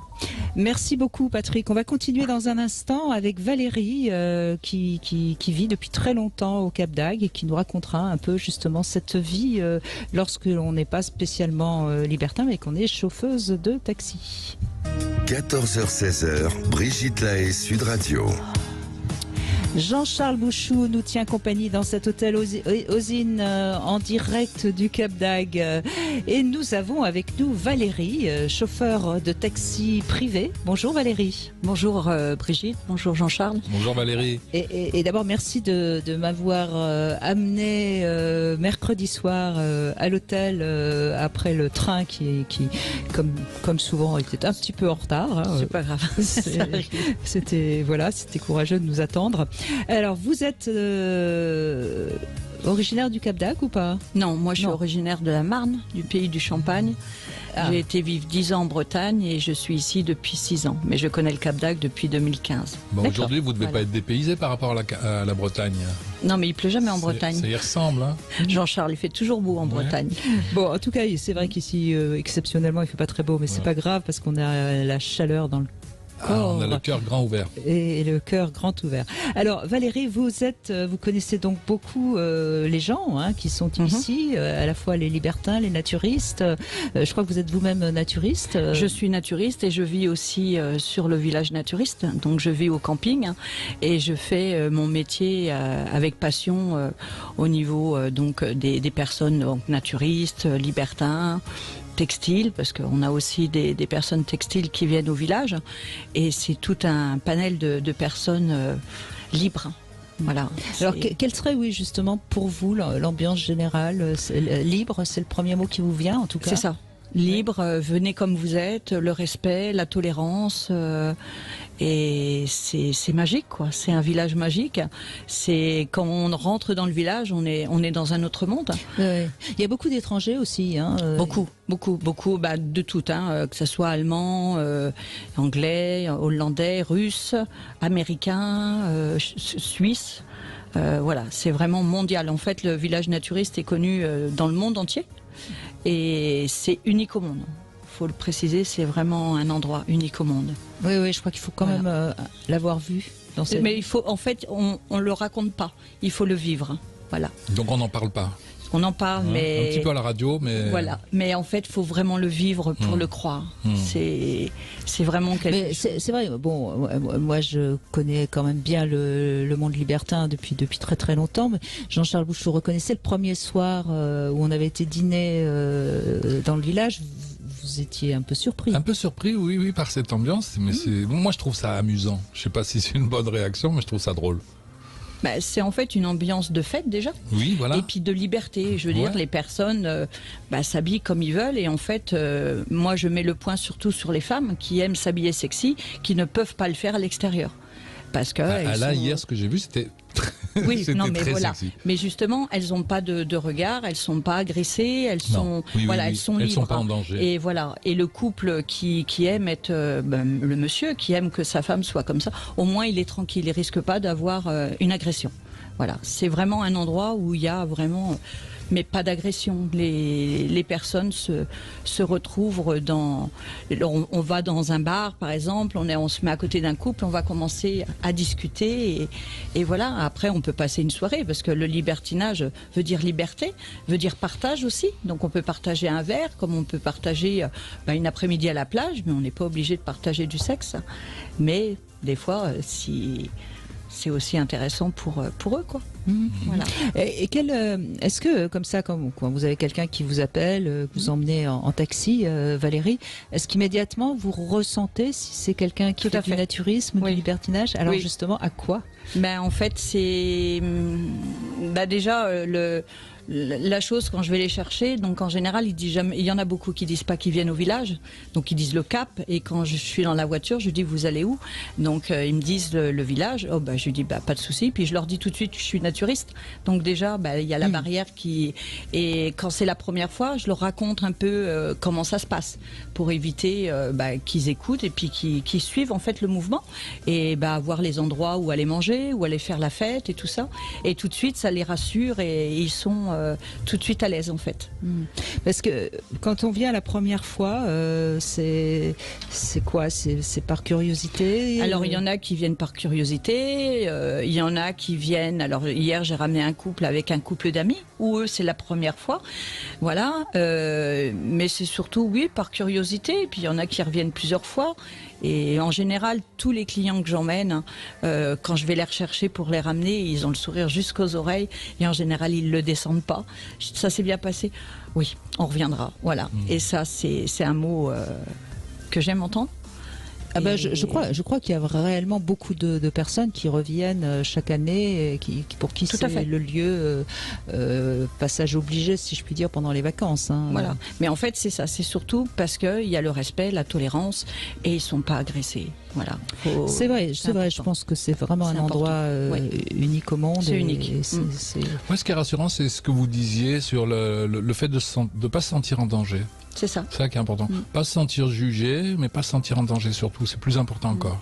Encore que le jugement nous met quelque part en danger, mais je veux dire, voilà, les gens sont comme ils veulent et on ne les juge pas, ils sont pas en danger, ils risquent rien. Il y a quelque chose de bon enfant. De bon enfant, puis voilà, on est bien tous ensemble. Je veux dire, dans le textile, à l'extérieur, en fait, vous n'allez pas dans un bar s'il n'y a pas de place, s'il y a une place avec un couple, par exemple, qui a 2 places en plus, vous n'irez pas. Boire un verre avec eux, qu'au village, en fait, dans tous les endroits, s'il n'y a plus de place, même s'il reste 2 places avec un couple, on va demander est-ce qu'on peut s'installer avec vous, et ça va se faire tout naturellement. Voilà, il n'y a pas de tabou, en fait. C'est vraiment humain, voilà.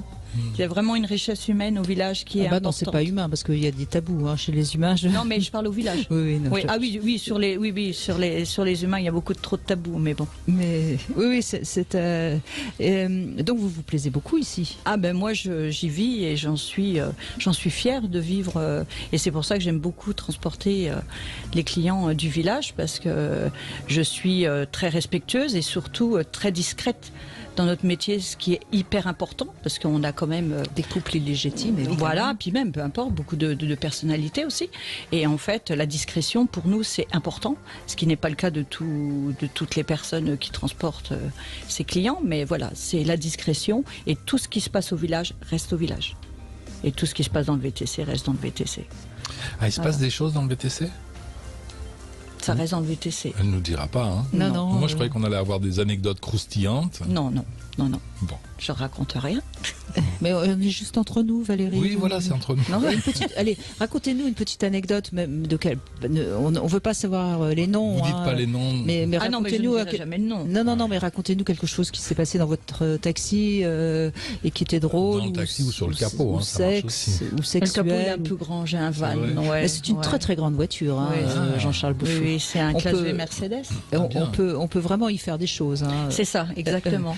Il s'y est passé beaucoup de choses alors? Non, pas spécialement. En fait, c'est assez. J'aime pas trop raconter en fait. J'aime bien garder ce petit secret qui est à moi. Mais bon, voilà, tous les clients en tout cas que je transporte, ils sont satisfaits du transfert et en général ils me rappellent et ils sont ravis de venir au village. Voilà, d'accord. Donc on ne saura pas. On ne saura pas plus. Mais remarquez, c'est normal. Vous gardez les yeux sur la route. Vous ne regardez pas ce qui se passe dans votre taxi, voilà. Valérie. En fait, le rétro, je le cache. N'est-ce pas, Mais merci en tout cas d'avoir réagi, Valérie. Vous êtes chauffeur de taxi privé dans ce village, ce petit village gaulois. J'ai presque envie de dire. Oui, c'est ça. Entouré par les Romains qui veulent refaire de nous non pas des libertinistes mais des esclaves. C'est ça. Tandis qu'ici, nous restons libres dans ce village, dans ce Cap d'Agde. Voilà. La porte, la barrière fermée. Il faudrait faire Obélix et Astérix au Cap d'Agde. Ils n'y ont pas pensé encore. Non, c'est vrai que ce serait rigolo. Et il faut savoir aussi que le village est quand même un des endroits les plus sécurisés au monde. Vous voulez dire où il y a le moins Non, mais sécurisé. On a énormément d'agents de sécurité qui font très bien leur travail et qui sont, et ça je veux vraiment le dire, parce que vraiment c'est quelque chose d'important pour nous, de se dire que voilà, il y a un agent de sécurité, je dirais, le samedi, il peut y avoir jusqu'à 15 agents de sécurité. Donc c'est énorme pour notre structure. Combien il y a de personnes en tout l'été, ça peut brasser jusqu'à 250 000 personnes. Ah oui, quand même. Sur un petit périmètre, finalement. C'est ça. Oui. Voilà. Parce que le plus gros de la population, c'est entre on va dire le 15 août. Le 15 août, de toute façon, là, c'est vraiment jusqu'au 20 août. Donc 15 juillet jusqu'au 20 août à peu près. Où là, c'est blindé. Là, vous voyez, là, c'est vraiment pour découvrir quelque chose d'unique. Il faut venir à cette période. Par contre, il faut avoir vraiment l'esprit ouvert, grand ouvert. Voilà. Et les yeux aussi. Oui, l'esprit. Bon, les yeux, après, vous les avez, mais il faut vraiment avoir l'esprit. C'est vraiment. On peut être choqué quand même. C'est ça. Faut bien le dire. C'est ça. Oui, tout à fait. Je crois que c'est important aussi de le dire. On peut être choqué. Mais c'est un lieu unique. Voilà. Merci beaucoup Valérie. Merci Jean-Charles. On continue bien sûr avec vous sur Sud Radio. Vous avez envie de réagir 0826 300 300. On se retrouve dans un instant. Cam4.fr, le plus grand site de webcam live réservé aux adultes. 14h-16h, Brigitte Lahaie, Sud Radio. Et c'est en direct du Cap d'Agde que nous y sommes avec Jean-Charles Bouchou pour évoquer le libertinage, le naturisme aussi. On a finalement surtout parlé de libertinage, mais le naturisme, c'est aussi... je disais tout à l'heure, ça a un rapport avec l'écologie. Vous aviez l'air d'être d'accord, parce que finalement... complètement, oui. Oui. Mais à l'époque, le naturisme, quand ça a commencé, c'était dans les années 60, je pense, non? En tout cas en France. Non, avant. C'est dans les années 30, je crois, les premiers grands courants naturiste, je crois. Moi, je pensais aux gendarmes à Saint-Tropez. C'est ma référence. Oui, d'accord. C'est ma culture. Oui, mais après, il y a eu, en effet, dans les années 60, un regain. Et je pense qu'à l'époque, ça n'avait strictement rien de libertin. Ah non, c'est même certain. Ouais. Mais ce qui est intéressant, c'est que dans les premiers endroits naturistes, je parle pas forcément du Cap d'Agde, mais je pense que même au Cap d'Agde, il y avait une recherche d'éviter tout ce qui est fil électrique, etc., etc. Nous, on a une plage pas loin de chez nous qui s'appelle l'Espiguette. Et je sais que quand j'étais gamin, à l'Espiguette, il y avait beaucoup de naturistes. Et je crois pas à l'époque qu'il y avait de libertins. Ou alors, je n'étais pas au courant, c'est possible aussi. Non, mais de toute façon, au départ, le Cap d'Agde a été d'abord un lieu et les enfants pouvaient venir. Qu'aujourd'hui, emmener des enfants à l'Espiguette, je suis pas sûr. Bon, en tout cas, aujourd'hui, on a à la fois naturistes, libertins. C'est vrai que le mélange n'est pas toujours simple. C'est étonnant, oui. On a entendu des tas d'histoires. Bon, quand c'est des adultes comme la dame qu'on vient d'écouter, effectivement, moi, ils savent faire le tri. Mais des enfants au Cap d'Agde, c'est pareil. Je serais surpris qu'il y en ait beaucoup. On n'a pas vu. J'en ai pas vu. C'est peut-être pas plus mal. Hein. Oui, mais après tout, j'en sais rien en fait. Je suis un peu perdu. Ouais, bon, en tout cas, on croise pas d'enfants. Depuis qu'on est là, on n'a pas croisé d'enfants. Peut-être que. Alors que dans le milieu naturiste, il y avait beaucoup d'enfants. C'était souvent des familles qui partaient tous ensemble, les parents, les enfants, qui se retrouvaient à la plage ou dans des campings où ils vivaient, proches de la nature. Comme le dit bien le nom. Et d'ailleurs, la question, moi, j'ai pas de réponse absolue. Vous savez, c'est une question qu'on pose parfois. Est-ce qu'il faut se montrer nu devant ses enfants? Je parle là en famille, etc. Il y a des personnes qui sont très strictes, qui disent non, absolument pas. Ça va. Moi, je suis pas convaincue. Moi, j'ai toujours été libre, tranquille. Et puis un jour, un de mes garçons m'a dit, papa, moi, ça me dérange. Et à partir de là, j'ai fait attention. Voilà. Lui, il m'a dit non, moi, j'ai pas envie de ça, quoi. Donc à partir de là, j'ai fait attention quand je me levais d'être habillé à partir du moment où je sortais de ma chambre. Et d'ailleurs, dans les milieux naturistes, je dis bien naturistes là encore une fois, très souvent c'est autour de 12-13 ans que les enfants parfois ont plus envie d'aller avec leurs parents. Il faut absolument les entendre. C'est important. Faut les respecter. Donc encore une fois, c'est une question de dialogue. On en parle, on en parle avec eux. Et il y a des enfants peut-être qui s'en fichent, d'autres que ça va déranger aussi. Moi, je suis pas tellement pour qu'on mette des règles. Je suis pour qu'on discute, qu'on communique, qu'on échange. Et puis, de toute façon, on sait très bien que quelle que soit la manière dont on aura été élevé, éduqué, ça aura de toute façon une influence sur notre rapport au corps et forcément notre rapport à la sexualité. Surtout, encore une fois, si on s'est senti entendu. Oui. Moi, ce qui me choquerait, c'est que les parents ne posent même pas la question est-ce que ça dérange ou est-ce que ça ne dérange pas, ou qu'ils n'entendent pas l'enfant. Si l'enfant dit moi ça me dérange, point final. C'est sa réalité, on n'a même pas le droit de la discuter, de la remettre en question. Et puis c'est sa réalité du moment qui demandera qu'à évoluer. Mais si l'enfant s'est senti entendu, moi je sais quand mon gamin m'a dit papa ça me dérange quand tu es en petite tenue, je l'ai entendu, j'ai changé mon fonctionnement. Ben, le plus intéressant dans l'histoire, c'est qu'il s'est senti entendu et pris en compte. C'est ça qui me semble important au-delà des problèmes de nudité. Allez, on revient avec vous, bien sûr, sur Sud Radio, avec Jean-François qui est avec nous. Bonjour Jean-François. Oui, bonjour Brigitte, et bonjour à l'invité. Bonjour, bonjour. Donc moi je suis un naturiste et libertin aussi. Donc je suis tout à fait d'accord avec vous sur le naturisme et le libertinage. Il faut en parler, il faut en discuter. Le bien-être du naturisme, c'est la liberté, c'est la nudité, c'est sentir le vent, l'eau, le sable sur le corps, quoi. C'est un bienfait, quoi, que je trouve, c'est d'être en contact avec la nature. C'est qui est le plus important. D'ailleurs, moi, je suis sur les PO, donc à côté de Perpignan, et sur ma page naturiste, avant de me mettre donc sur ma serviette, je fais les allers-retours sur la plage avec ma petite pince, où c'est que je nettoie la plage pour qu'elle soit propre. Voilà, donc c'est vraiment le naturisme est un contact avec la nature très très important. Très important. Oui, je crois qu'il y a un vrai respect de la nature chez la philosophie naturiste. C'est très important, quoi. Ce côté nature, quoi. Dans le naturisme, il y a le mot nature, quoi. Donc la nature, il faut la laisser telle qu'elle est, telle qu'on l'a, pour pouvoir en profiter, quoi.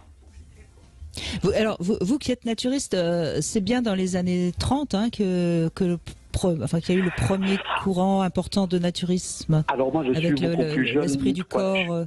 Je suis assez jeune, donc du coup, je ne peux pas dire. Moi, je n'étais pas né non plus en 1930, Jean-François. Je sais pas de quand ça date exactement. Vous savez pas. Je lance l'appel. Si d'ici 16 heures, je peux avoir l'info. Quelqu'un qui était né dans les années 30 et qui se souvient.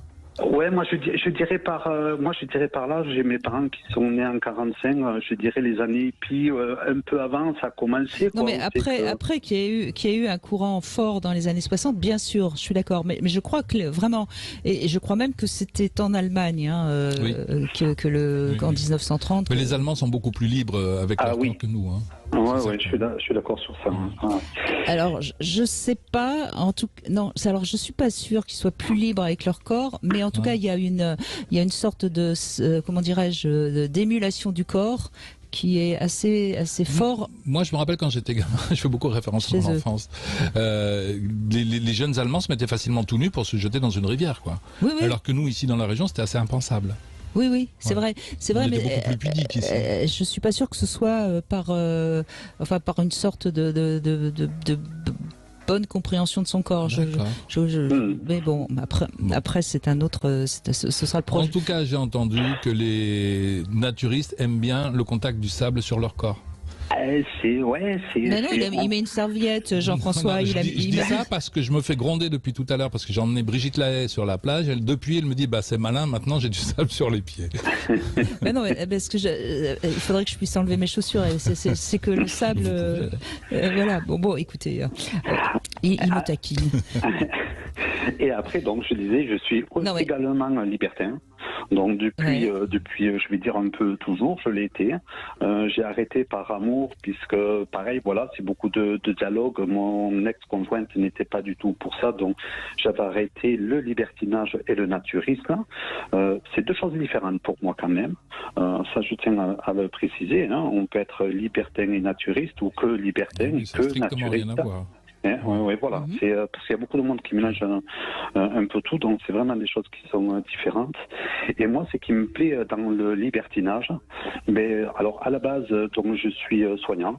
Et ce qui me plaît, c'est que dans le libertinage, c'est donner comme recevoir du plaisir, du désir, de l'échange. Tout être humain est différent. Donc avec chaque partenaire avec qui j'ai pu partager le libertinage, j'ai appris, j'ai donné, j'ai reçu, et c'est ce qui me plaît, quoi. C'est que c'est jamais pareil, c'est jamais la même approche, c'est jamais les mêmes gestes, la douceur, et c'est très important de le soulever, je pense. Moi, ce que je crois comprendre depuis hier, Jean-François, Jean-Charles, c'est que finalement, dans cet esprit libertin, ce bel esprit libertin, parce que tout le monde n'est pas peut-être dans cet esprit-là, mais il y a une sorte de comment dirais-je, de rapport au corps, à la sexualité qui est totalement gratuit. C'est-à-dire qu'il n'y a pas de rapport de pouvoir, il n'y a pas de rapport de séduction. C'est juste, on échange du plaisir et puis rien de plus. Oui, c'est assez. Je pense qu'il peut y avoir plus. Alors, moi, je suis actuellement célibataire et j'aimerais rencontrer quelqu'un avec qui donc partager le libertinage. Après, comme je dis, moi, avec ma partenaire, je fais l'amour. Quand je vais dans un milieu libertin, j'y vais pour partager un plaisir, un désir, découvrir, parler, échanger. Mais il y a une base quand même de respect de l'un, de l'autre et du désir. Bien sûr, mais il y a pas de, enfin je veux dire, on cherche pas autre chose, quoi. C'est assez gratuit. C'est la devise, voilà. Alors c'est ce qui est très intéressant, ce que vous venez de dire, c'est gratuit. Quand je parle avec des collègues, donc quand je dis que je suis libertin, quand on me dit, moi je préfère aller à la Jonquière et payer, je dis, moi c'est l'inverse. Je respecte beaucoup le travail de ces personnes-là. Parce que c'est pas facile de se faire payer pour faire l'amour, mais voilà, moi c'est un partage, et un partage je le paye pas, c'est un désir. J'entends bien. Voilà, vous êtes d'accord, Jean-Charles? Oui, je suis tout à fait d'accord, je comprends très bien, il faut qu'il y ait désir de part et d'autre. Mais en même temps, là où il y a paiement comme à la Jonquère, il y a désir de part et d'autre, mais c'est pas le même. C'est pas le même. Un désir d'argent et un désir de plaisir. Mais au moins, à la fin, tout le monde est quitte. C'est ça qui est important. C'est qu'il n'y a pas un débiteur par rapport à l'autre. Je ne sais pas si vraiment il y a un désir de plaisir quand on paie. Bon, je ne l'ai jamais fait et voilà, c'est quelque chose qui ne m'intéresse pas. Mais vous avez dit quelque chose aussi, alors ça existe aussi dans le libertinage, c'est que voilà, quand on va dans des soirées ou dans des saunas, c'est vrai qu'il y a des personnes, pour moi, c'est pas des libertins. Ils y vont juste pour se vider. Et il y a voilà, des consommateurs et il n'y a pas de respect. Voilà. Il y a des codes dans le libertinage. On n'est pas libertin comme ça. On apprend à le devenir, c'est dans les discussions, c'est dans l'échange. Moi, je pratique la photo en amateur et je fais pas mal de photos donc avec des couples qui me demandent de faire des photos. Et à travers la photographie, des fois, on dérape sur du libertinage. Mais voilà, il y a des codes. Il y a des codes, ça se fait pas comme ça, avec tout le monde et n'importe comment. Bien sûr, mais bon, alors après, bien sûr, c'est vrai qu'on a un petit peu idéalisé peut-être depuis hier, forcément qu'il y a aussi, on l'a dit, des pervers narcissiques, il y a forcément aussi des... Bien sûr, mais ça, il y en a partout. Des balourds. C'est important de le dire parce qu'effectivement, sans faire la promotion du CAP, on peut inciter peut-être des personnes à venir. Vous allez voir de belles choses et puis sûrement aussi des choses qui vont vous agacer, vous choquer. Donc il faut rester vigilant. Tout simplement vigilant. Ouais, il faut être vigilant, mais après, il faut, voilà, quoi, comme je dis, il faut aussi ne pas se voiler la face, quoi. Il y a des fous partout, il y a des irrespectueux partout. Oui, mais en même temps, Jean-François, je sais plus qui me le disait hier, mais s'il y a un homme qui va un petit peu embêter une femme, il sera mis dehors. Hein, donc, ça ne sera pas toléré. Ben oui, donc il y a quand même c'est ce qu'il y a de bien. Une éthique. Il y a de la vigilance des uns aux autres. Et c'est ceux qui a de bien aussi. Moi, comme je dis, voilà, c'est pareil. Je préfère aller dans une boîte libertine que d'aller dans une boîte normale. Parce que je trouve qu'il y a beaucoup plus de respect quand même. Je vais tenter, on me dit non, j'arrête. On va aller dans une boîte normale, mais il y a des pauvres personnes, des filles. Elle va vous dire oui et le lendemain, elle portera plainte. Ouais, ou même pas, elle va être harcelée toute la soirée, quoi. Toute la soirée par des... Non, je plaisante. Alors que dans une boîte libertine, elle va dire non, il y a les gens autour qui vont dire... Bon, non, mais c'est évident que dans les clubs libertins, une femme dit non et il n'y a personne qui va insister. Dans une boîte de nuit, c'est vrai que c'est plus complexe. Et en même temps, dans une boîte de nuit aujourd'hui, les femmes s'habillent peut-être moins sexy qu'elles ne s'habillaient il y a 20 ans ou 30 ans, c'est vrai aussi, tandis que dans un club... enfin, libertins, elles peuvent venir avec une jupe au ras de la foufoune, il n'y aura pas de problème. C'est vrai.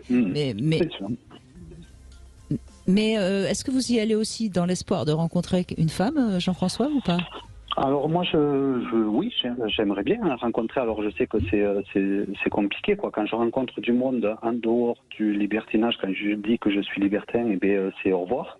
Pourtant, je dis il faut en discuter d'abord avant de juger. C'est en discuter, voir. Mais pourquoi vous le dites tout de suite Alors je le dis pas de suite, parce que si vous voulez, de par mon expérience. J'avais tout arrêté, j'étais en couple, je suis resté en couple 27 ans où voilà, l'amour c'était que au lit. Je suis moi-même, j'ai pas envie je veux pas brûler les étapes. Je suis moi-même, je dis ce que je suis. Par contre, je suis ouvert au dialogue. Comme j'ai dit, j'ai déjà arrêté par amour. Ça veut dire que vous n'avez pas envie de reprendre une relation s'il n'y a pas du libertinage. Si, je serais prêt à arrêter, mais je veux du dialogue. C'est important le dialogue, quoi. On ne peut pas s'arrêter à une personne parce qu'elle dit je suis libertin ou je l'étais, quoi. Oui, mais vous savez, la vision du libertinage pour certaines personnes est très fausse de la réalité. Donc, ça pose aussi, Jean-François, ça pose peut-être la question de l'intime. C'est pas forcément des choses que vous avez à révéler rapidement. Parce que tout simplement, il y a des personnes qui peuvent pas l'entendre. Donc, vous devriez garder cette information pour vous. Et puis, petit à petit, un jour, peut-être, commencer à en parler. Vous voyez, c'est intéressant aussi. Ça s'oppose pas l'intime avec le naturisme. C'est vrai que dans le naturisme, on montre, on est nu, mais on garde quand même quelque chose de l'ordre de l'intime, ne serait-ce que quand on revient dans la société. Alors, parce qu'on n'est pas dans une société de naturistes. Hein. Vous voyez, arriver à composer entre les deux. C'est presque une sorte de clivage, quoi. Oui. Je dis que je le dis de suite, c'est pas sur les 2-3 premiers jours, quoi. C'est au bout de 5 mois, 6 mois, voilà, quand on commence à parler un peu de ce qu'on est et tout ça que je le dis. Normalement, au bout de 6 mois, on vous connaît. Si la personne s'en va, c'est une bonne nouvelle. Hein. Il faut faire le reste. Hein. Voilà quoi. Je veux dire, c'est pas dès le premier jour. Hein. Non. Je me permettrai pas. Je trouve que ça serait un manque de respect de ma part. Oui. Voilà, c'est ça. Non, mais c'est un manque de respect vis-à-vis de vous-même. Respectons notre intimité. C'est important. Bien sûr. Faut pas donc voilà, alors en même temps je lancerai une petite annonce, si voilà, pour homme libertin recherche compagne sur Perpignan. Bon bah écoutez, si on reçoit des mails pour vous, on fera suivre Jean-François, c'est promis. Allez, on fait une petite pause et puis on se retrouve dans un instant sur Sud Radio. Cam4.fr, le plus grand site de webcam live réservé aux adultes. 14h-16h, Brigitte Lahaie, Sud Radio.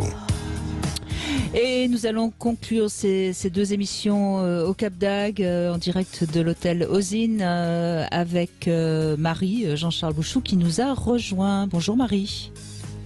Oui, bonjour. Bonjour à tous les deux. Bonjour. Merci infiniment. Bonjour Marie. Moi, je vais essayer d'être brève, mais en fait, c'est un constat très personnel. Enfin, personnel, non, mon époux, bien sûr. Donc, nous avons été libertins pendant une vingtaine d'années. C'était très agréable. Nous sommes des adultes, évidemment.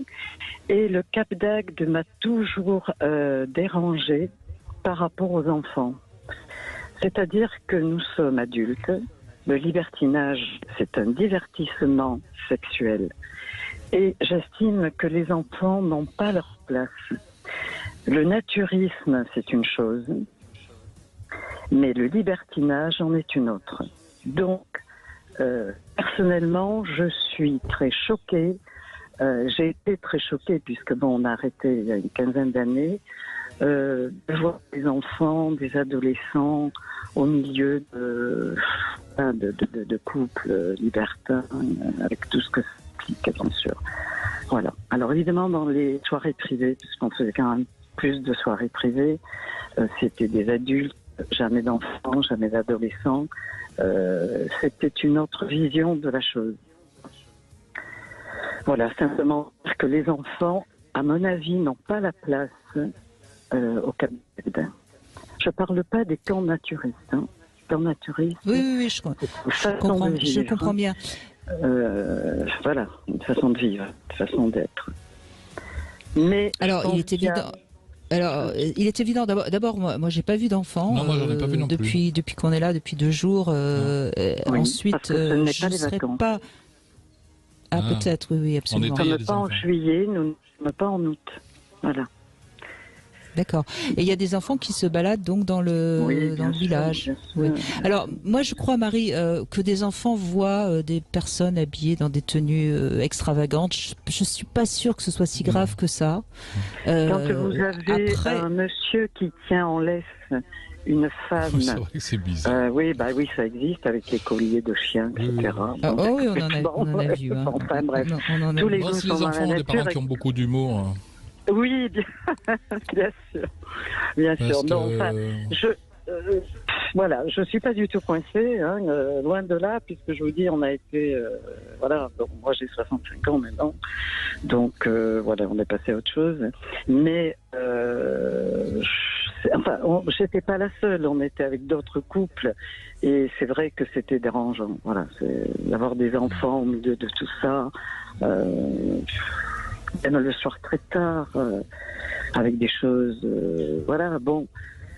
moi, je pense qu'il faudrait dissocier le camp naturiste et le camp des libertins. Les libertins, c'est vraiment hors limite. Donc, tout est permis, mais pas aux yeux des enfants. Voilà, c'est ça. Bon, C'est mon point de vue. Hein. Oui, mais je pense que votre point de vue est partagé. Si on faisait un sondage dans la France entière, vous seriez largement majoritaire. Je crois que c'est toujours la question de à partir de quand on rentre dans quelque chose de l'ordre de l'intime qui peut déranger des enfants.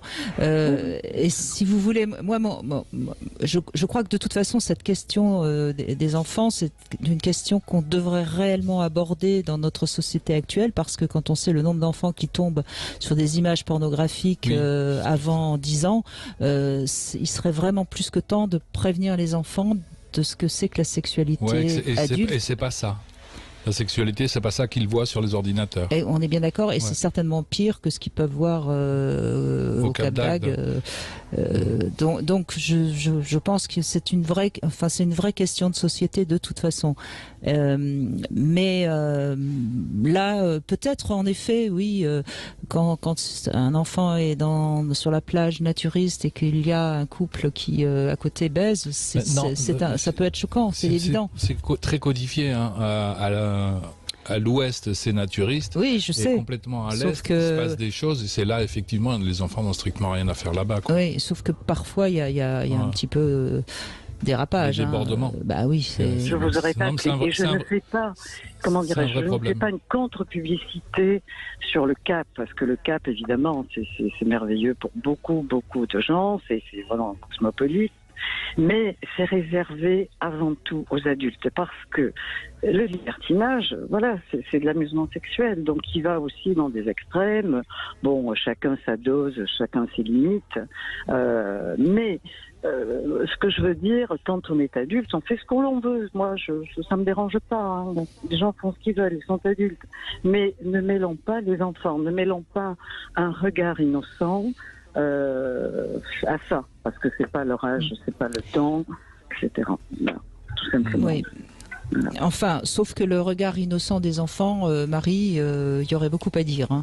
Ouais, oui, je sais bien. Bon, il n'y a pas besoin du Cap d'Agde pour qu'ils se retrouvent confrontés. Et même quand on regarde la télévision, je veux dire, on allume la télévision et voit des films de guerre. Ça dérange personne de voir des gens mourir avec des balles dans la tête, des choses comme ça. Ça, les enfants, ils peuvent regarder. C'est drôle, ça aussi. Hein. Donc, c'est carrément, moi, c'est la télé qu'il faudra interdire aux enfants. Bon, enfin bref, on va terminer sur cette petite note. En tout cas, merci Marie d'avoir réagi, parce que votre réaction, forcément, elle est partagée par certaines personnes qui nous écoutent, donc c'est bien aussi de l'avoir dit. Oui.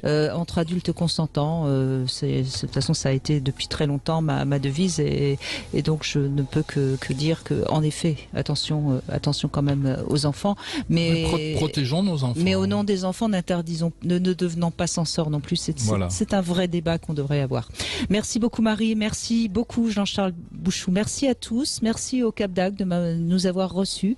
Et puis, on se retrouve lundi. On va parler du syndrome d'être abandonné, qui nuit beaucoup. Vous savez que j'ai écrit un livre à ce sujet. Hein. Pourquoi m'as-tu abandonné? Eh bien, on en parlera. Tout de suite, vous retrouvez C'est votre avenir. Je vous embrasse.